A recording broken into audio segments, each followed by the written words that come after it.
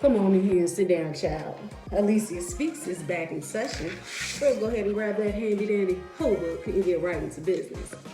All right, for those that don't know how the whole book became about, long story short, people in the past have called me a hoe or this and that, when in reality they were mad because they couldn't get a piece and got turned down. So again, I turned it into a positive. So if I ever call you a hoe, it just means that you're a hottie on earth and keep doing your damn thing. But anyway, let's get right into business. Last 2 weeks, we talked about hypersexuality. So I'm going to switch gears just a little bit, but it's still going to be related to hypersexuality. Hypersexuality and the dopamine chase work hand in hand because at their core, both are driven by the exact same neurological engine, the brain's reward system. Dopamine is not the molecule of pleasure. Instead, it is the molecule of anticipation, motivation, and craving. Goes back to when I touched on how traumatic events can become your fixation and you can grow to love certain things that were done to you. Nothing's wrong with you. It's just how our brain, the chemicals can get all out of whack and be rewired. It's just an interesting thing learning about the body. That's all I can say. In hypersexuality, sexual behavior triggers one of the highest natural releases of dopamine. This is the reason it becomes so easy to escape in it. Because it feels good. It makes you feel good from the inside out. But you have to pay attention to some of those connections with having sex, because how are you really feeling after? In your soul, in your womb, in your body. Pay attention to that. It was a time where I had no business messing with somebody I was continuing to mess with. And I would cry after leaving. That's when I knew that it was some type of soul tie. The more I learned, it was all of that, because at the time I didn't know that even having sex on your period is a ritual. It is a bonding ritual, just like, I don't know why I didn't ever think of it. Because the movies back in the day when they used to cut their hair, blood brothers, all that, you're not doing that shit because don't do that shit. You're tying yourself to that person. I literally had to get a cleanse from this. If you want me to elaborate more on that, let me know in the comments. Sporadic brain. This creates the habitation loop, the need for more. The brain loves balance, so when it gets flooded with dopamine too often, it naturally turns down its own volume to protect itself. This is called tolerance. The chase example that I have for you.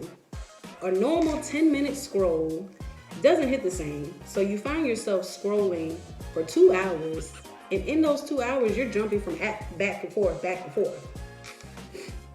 Hypersexuality connection with the chase is normal intimacy thoughts may stop giving the same chemical rush. Then the brain begins demanding more intensity, more extreme stimuli just to achieve the same baseline high that it was continuing to be fed. Number 3 is escaping and numbing. Both hypersexuality and the dopamine chase are frequently used as maladaptive coping mechanisms.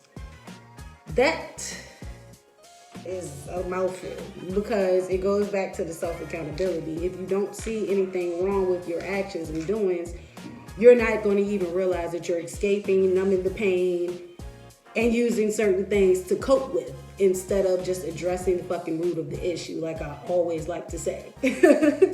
Which will possibly lead you to number 4, loss of control. The prefrontal cortex is losing control at this point.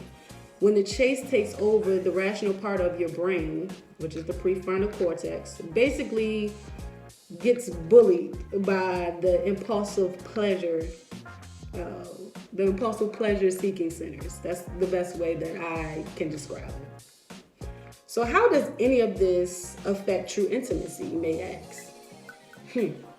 When the brain gets locked into a high intense loop, whether digitally, compulsive behaviors, or sexual behaviors, period, intimacy will take a hit.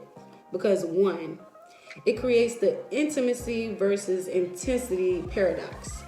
True emotional intimacy operates on a completely different chemical wavelength than a dopamine rush. Intimacy relies heavily on serotonin and oxytocin, which are the slow burn hormones built over time through vulnerability, safety, and consistency. I think I need to slow down talking. That's why I be stumbling over my words, because I promise y'all I can read. Anyway. Two, it replaces vulnerability with escaping. Deep intimacy requires being fully present with another person, including those uncomfortable emotions, awkward conversations.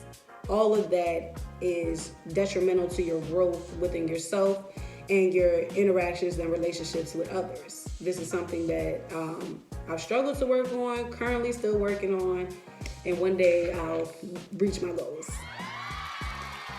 Number three.